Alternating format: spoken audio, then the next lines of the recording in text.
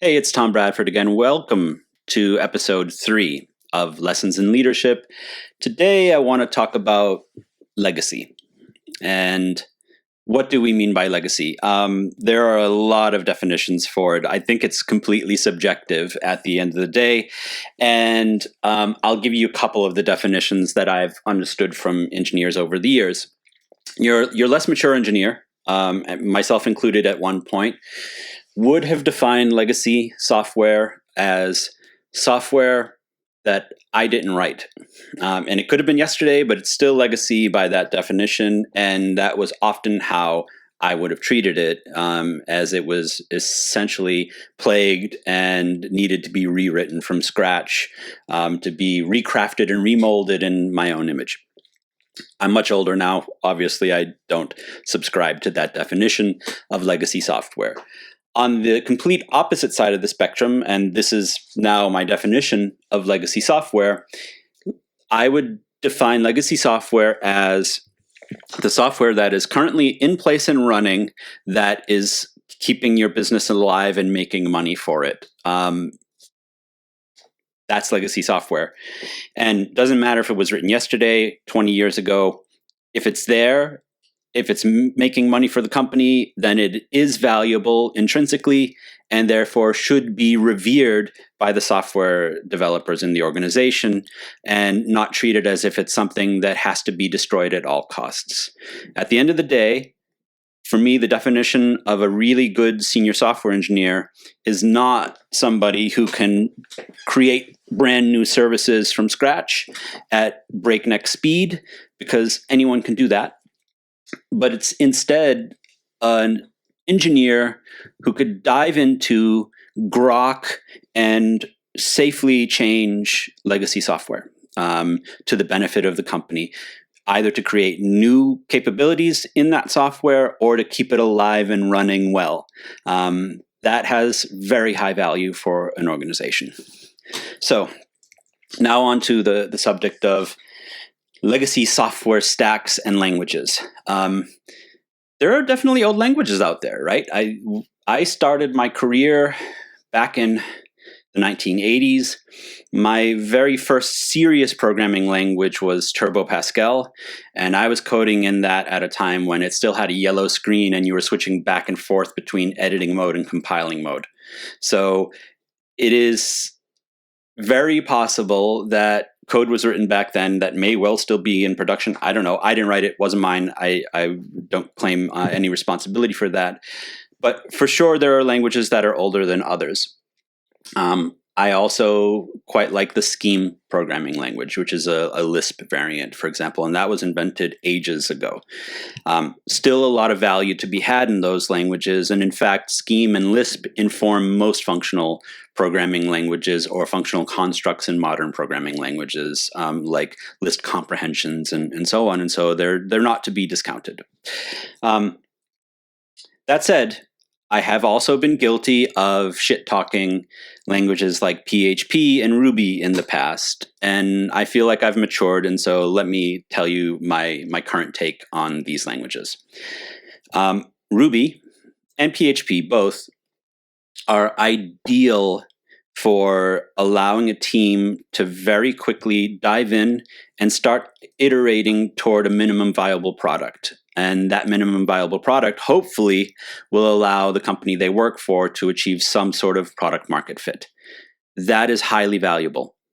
If you consider the fact that most companies are operating on a shoestring, they don't have a lot of money to dedicate toward building their initial cut of a product, the high productivity that you get out of Ruby on Rails as a framework, for example, or PHP, and any of the frameworks that it has available to it, it's definitely worth it. It's high value for money, especially in the early stages of building a company. So you won't hear me slamming either of those right now. The problems come in later, of course. When you're scaling them, there are definitely challenges that have to be overcome with those languages and frameworks. They've already been solved. Fortunately, the question is whether or not they're solved in kind of the most effective ways for the organization and its cost base. That said, when we're talking about scaling, there's another question to be asked, and that is, do we really need to scale? I would say that even some companies that survive, that 8 out of 10 startups who fail problem, may never need to achieve such massive scale that you would have to do something fundamentally different to your PHP or Ruby stack in order to achieve the scale that's required by the company and the volume demand on the company. That said, some software developers really, really take pride in their ability to create the conditions that would allow it to scale. My challenge to them would be, well, since 8 out of 10-ish startups fail, are you really spending your time on the right things? Should you be creating value for customers that possibly ensures that the company won't fail, or should you be worrying about the ability to scale a product to meet the demand that will inevitably not come because we're not dedicating it toward value creation? These are important questions to ask of a software team, and it's a question that we should definitely always have in the back of our mind as we're building software. So the next thing to consider would be, is my company, and there was a long pause there, the next thing to consider would be, is my company fundamentally interested in maintaining a status quo, just running a business and keeping the lights on and slowly iterating the current product as it exists, which is a perfectly fine strategy, by the way? Or is my company interested in continuous innovation, creating novel solutions to really, really challenging problems, and in a string, one after the other? Now, if the latter is the case, this does affect your choices related to stack. And why do I say that? It doesn't mean, for example, that Ruby is incapable of allowing development teams to innovate.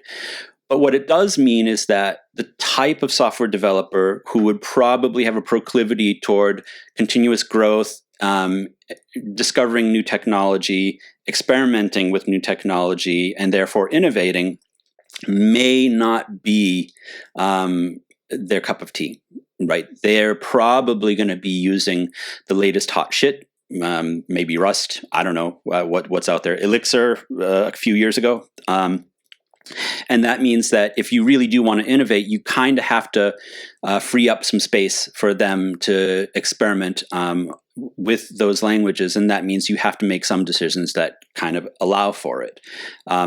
If you're not wanting to innovate, then that's fine. Generally, I would argue you kind of want to fill your company with people who have a growth mindset, and who do want to sort of push the envelope of what the company's doing.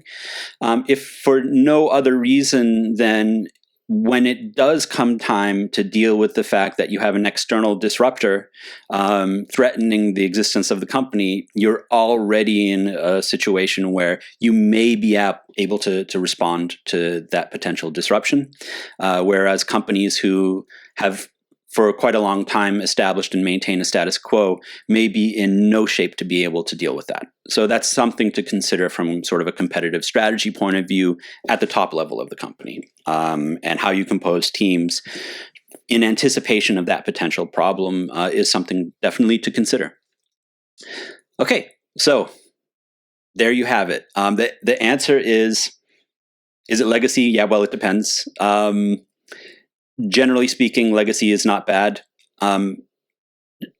Technical debt-laden legacy, where the software is way more fragile than it is valuable, obviously is a problem. I'm not saying that having some old, disgusting monolith that's breaking all the time and requires sort of 24-hour monitoring is a good thing.